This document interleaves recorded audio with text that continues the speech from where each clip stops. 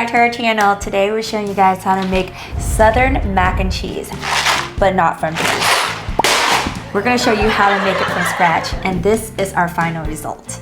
And be sure to stay throughout the video to learn our simple, delicious recipe. And let's try it. All right, let's dig right in. I already put mine on the Check this out. I Ooh, want to make yeah. sure I get the crust.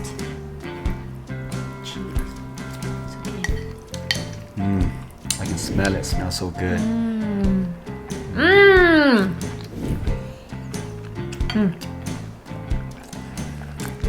This mac and cheese is delicious. It's creamy, Wow. cheesy. It's just perfect. You can bring this to your next potluck, and I swear your family and friends will thank you for it and remember you for it. You gotta really learn this recipe and not go for that cheap mac and cheese in that box. It's so cheesy and creamy. This mac and cheese is life, y'all. What do you give it? I say 10 out of 10. I'll give this a 10 out of 10 for sure. They say you can't mess up mac and cheese. I think you can. If it's not cheesy enough, it's not worth remembering. And this is it. So, let's dive right in. Come on, do your thing.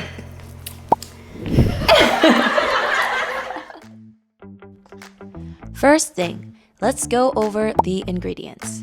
You will need elbow macaroni, sharp cheddar cheese, Monterey Jack cheese, cream cheese, Velveeta cheese, unsalted butter, evaporated milk, heavy cream, all-purpose flour, black pepper, salt, garlic powder, onion powder, Creole seasoning, cayenne, paprika, and parsley, which is optional for garnish. And as always, the specific measurements and ingredients will be listed in the description box below. Be sure to check that out. Next, let's get our mac boiling. Salt your water and follow the instructions on the package. And boil 1 pound of elbow mac just under al dente. We don't want to make it too soft because it's gonna continue to cook in the oven, and we don't want them to get mushy. Constantly stir so they don't stick together. Once noodles are done, we're gonna drain them and set them aside. And while the noodles are boiling, we'll prepare our cheese for the cheese sauce. We'll grate our Monterey and sharp cheddar cheese and also cut our Velveeta and set them aside. Make sure you don't buy the pre-shredded cheese at the grocery store. They are coated with some kind of wax to make the cheese not stick together inside the bag, and this will not work well when creating our mac and cheese. Now, let's work on our cheese sauce. In a pan, melt 4 tablespoons of butter. When it's nice and foamy, introduce some flour. Gradually, add 4 tablespoons of flour and whisk it, a little bit at a time. Cook it to get the raw taste out of the flour. After a minute or two, as the roux turns nice and golden, gradually add our mixture of evaporated milk and heavy cream and continue stirring for a couple of minutes until you get a smooth consistency. You're going to cook this milk on low until it begins to thicken. Make sure there are no lumps. Now, season this down with a little love: black pepper, onion powder, garlic powder, Creole seasoning, paprika, and cayenne. Adjust to your tasting. Once it thickens, start introducing your cheese, but reserve at least a cup each of the Monterey and sharp cheddar to be used for later for the topping. Keep it moving, keep it whisking. Bring it to a boil until it thickens and keep stirring. Get it to that cheesy consistency. Stir until smooth and velvety. Go ahead and turn off the heat once it looks saucy and glossy, like this. Look at that cheese. Let's preheat our oven to 350 before we move on to our next step. Now, it's assembly time. Transfer the macaroni into a butter bacon dish and pour half of the cheese sauce into the dish. Give this a good mix. Then pour the rest of the cheese sauce into the dish.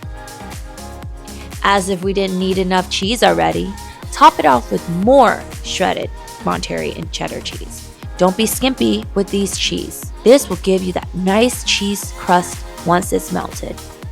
Sprinkle some cayenne, paprika, and parsley flakes on top.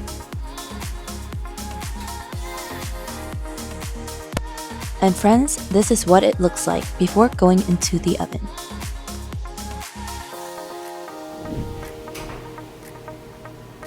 Cover it with aluminum foil and pop it in the oven for approximately 30 to 40 minutes or so, until the cheese has melted and the edges are nice and golden brown and it's bubbling. You can remove the cover after 10 minutes. Once it's done, remove it from the oven and let it rest for about 15 to 20 minutes or so before you dig in. This will allow it to cool down and firm up a bit. And here you go, y'all. Easy and super cheesy mac and cheese. Ooh-wee, how delicious does this look? OMG. It's nice and golden brown. It has a nice crust. Isn't it beautiful? This mac and cheese is life, y'all.